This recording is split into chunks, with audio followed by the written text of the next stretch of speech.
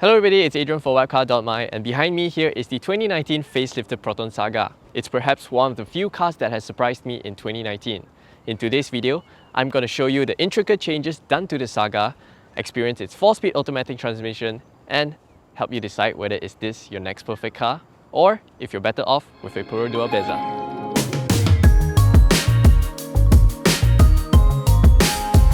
Log on to Wapcar.my for the latest reviews, comparisons, and car prices to help you find your next perfect car. And don't forget to click on the subscribe button. The name Proton Saga holds a lot of significance to Malaysians. It's our first ever national car, and we should all take pride in it because Malaysia is the first country in Southeast Asia to have our very own national car. And I'm sure each and every one of us would have a Saga story to tell. For me, whenever I get into a Saga, my dad would tell me, "Hey, boy, you know when you were born, I picked you up in a hospital in a Saga." So technically, the first car I've ever been in was a Proton Saga. Since its inception in 1985, Proton has sold over 4 million of the Saga, and this one here is the latest 3rd generation model that was recently given a facelift in 2019. Now this facelift exercise is also quite a special one because it's done after Proton and Geely formed their new partnership in 2017. So this facelifted Proton Saga has collaborative inputs between Proton and Geely engineers. In this facelift exercise, Proton has focused on 3 main areas: design, features, and driving performance. So let's start with the design first. Up front, you get a new infinite weave motif front grille that is also seen on the X70 facelifted Iris, Persona, and Exora. The infinite weave motif front grille is inspired by traditional Malay wood crafting and batik, so this is a very local thing. Down here, you get a chrome lining across the front bumper that gives the car a wider stance on the road. This being the premium variant, you get LED daytime running lights as well as a black garnish on the lower lip.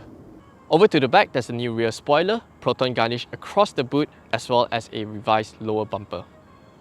While the new design is very pretty to look at, Proton did not just slap on a new body kit and call it a day, because this new design has been extensively tested in a wind tunnel. Yes, you heard me right, wind tunnel.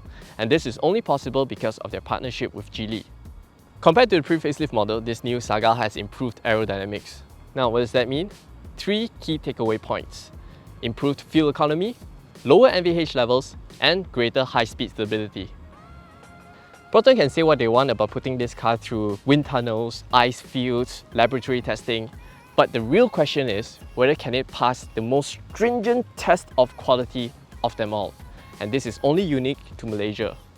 The Malaysian knocking test.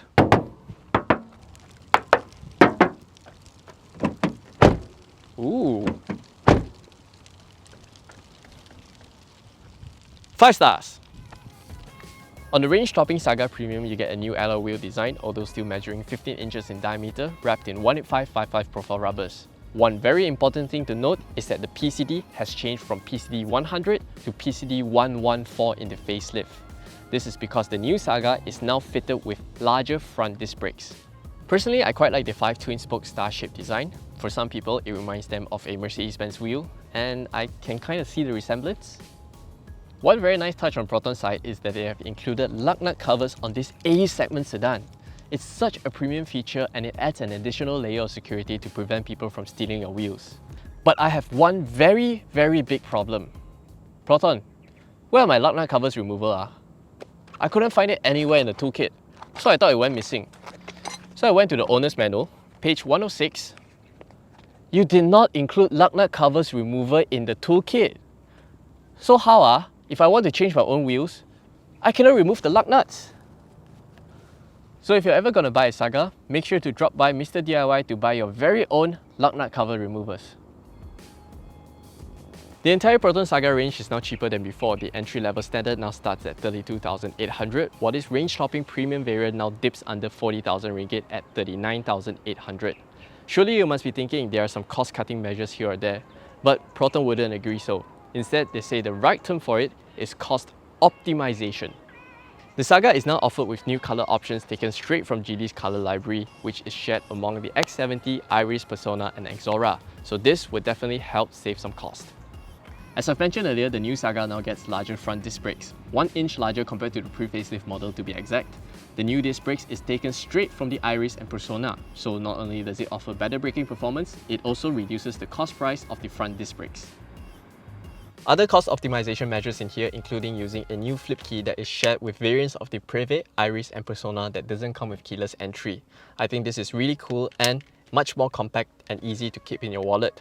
There is also a new remote boot release function for the Saga, although the release can take quite a bit of a time, about 3 seconds, but I'm not complaining, merely an observation. Around the center console, the backlight has been changed from amber to white as seen on the facelifted Iris and Persona. Like the Iris and Persona, the temperature controls are no longer blue painted, instead only white backlit illuminated. Over to the center USB charging port covers, it no longer writes USB charging or its output numbers. Instead, it's just a battery charging symbol. Thanks to its partnership with Geely, Proton is able to access Geely's shared parts bin, which is why they could incorporate new and nicer features without adding to the cost. For example, the center interior dome mic has been removed, replaced with a Geely unit with LED lighting. This is the same unit you see in the Geely Binyue. Although I have to say that the light dispersion is not optimized for a small cabin like this. You get lots of light on either side, but the center console and the rear is not properly lit up. This new instrument cluster is also shared with other Geely models. I think the font is very easy to read and tidy to look at. There is also a door opening indicator that tells you which individual doors are open, plus the bonnet and boot. That is quite impressive to say the least. The driver's side sun visor has been upgraded with a vanity mirror and both sides now get a cover. There's also a card holder for the driver's side, which is very thoughtful. All 3 passenger grab handles are now soft damp and it's just so satisfying to look at. The highlight of this Saga Premium has got to be this floating 7-inch touchscreen infotainment system, which I will get to in a bit later. Firstly, I want to address this new center console layout. The air vents has been moved downwards to make space for this floating infotainment system with a Proton inscription. Over down here, you have a nice little storage space that is rubber padded, so you can put your phone in there and it doesn't flick around. This touchscreen infotainment is not the GK UI system with intelligent voice command. It doesn't even have 4G online connectivity, but you still get Bluetooth and easy connection. A few things to note from this infotainment system are the crisp display, fluid motion, and impressive sound quality from the 4-speaker setup. I've just gotten out from a Toyota Camry with a JBL surround sound system, and getting into this, I didn't feel disappointed at all. There's an intricate equalizer setting that you can play around, and the bass and clarity this 4-speaker setup offers is otherworldly. You have to try it yourself. Another unique selling point about this facelifted Saga are these new fabric seats, which Proton claims are light, scratch and water resistant. So in the name of science and journalism, I'm going to pour water onto the seats.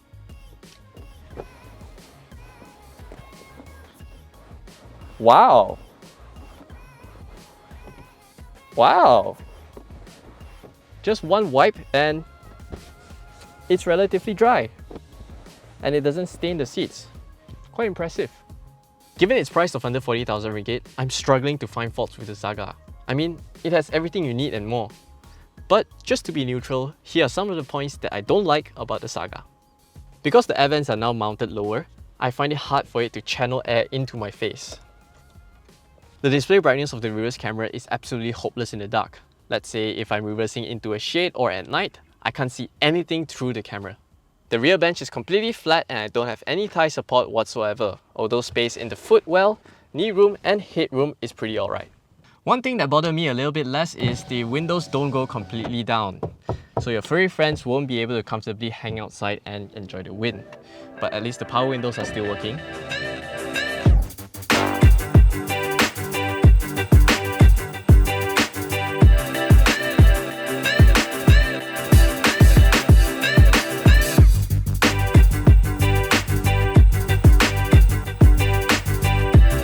The facelifted Saga uses the same 1.3-litre naturally aspirated 4-cylinder VVT petrol engine that makes 95 PS and 120 Nm of torque. That's on par with the Bezza. What's new here is the 4-speed automatic transmission that replaces the old CVT. The adoption of the 4-speed automatic transmission is again thanks to the Proton and Geely partnership. The old CVT in the previous Saga was not as refined, so Proton sought out an alternative solution for the betterment of driving performance and lower cost of ownership. The result is this Hyundai sourced 4-speed automatic transmission, which is also used in lower-end Geely models. And I have to say that the 4-speed automatic is a huge improvement over the CVT.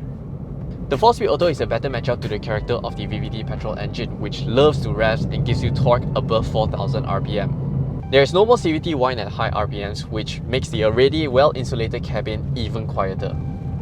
The gear shifts are smooth and wouldn't hesitate to kick down a gear when you give it the full beans. According to Proton's project leader for the Saga, the transmission has 3 mappings: normal, sport, and hill climb. The transmission mapping changes according to the gear selected and the onboard gyroscope sensor. The first 2 modes is pretty straightforward. You get normal mode in D, and you kick down into S for the sport mapping. The hill climb map is loaded when the car detects it's going at an incline, so the transmission will lock into first and second gear to give you maximum push uphill. In sport mode, the transmission locks the highest gear in third and gives you a more livelier throttle response. Proton claims that the Saga will achieve its top speed in both D and S, but didn't tell us how fast it will go. Unfortunately, the speed limit in Malaysia is 110, so I guess we won't be able to test that out. To go with the larger front brake disc that offers a more confident stopping power, Proton had to recalibrate the suspension setting, ABS, ESC to prevent nosedive effect. Now you imagine this would give an even more engaging and dynamic driving experience. Well, yes and no. You see, Proton has also recalibrated the hydraulic steering for lesser steering effort. Now what does that mean? It means the steering now feels lighter, making it easier to park in the city and maneuvering around town. But that also means that the steering can feel a little bit overly light at speeds. Even so, the Saga still feels very composed on the highway, planting itself confidently around the bends.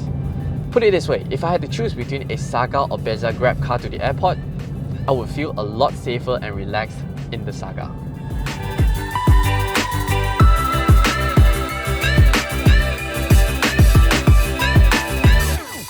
I'm sure by now you understand why I say the 2019 facelifted Saga took me by surprise. Not only have they improved all aspects of the car, design, features and drivability, they've also managed to slash the price even further. If you're a fresh graduate or young family looking for an entry-level car and would like something a little bit bigger, a little bit more spacious than a hatchback, this 2019 Saga would greatly interest you. As for the Proton Bezza, I find it hard to justify spending a few extra thousand ringgits on auto start stop and keyless entry. So how should you decide between the Bezza and Saga? If your daily commute involves crawling in traffic and stuck in jams all the time, the Bezza with its superior fuel consumption would be the smarter choice. But if you plan to do a lot of highway miles, the Saga, being the safer and more stable car to drive, would be the perfect car for you. Thanks for watching, we hope you enjoyed this video. Make sure to subscribe to our YouTube channel for more videos like this. Let us know in the comment section below, how would you pick, the Bezza or the Saga?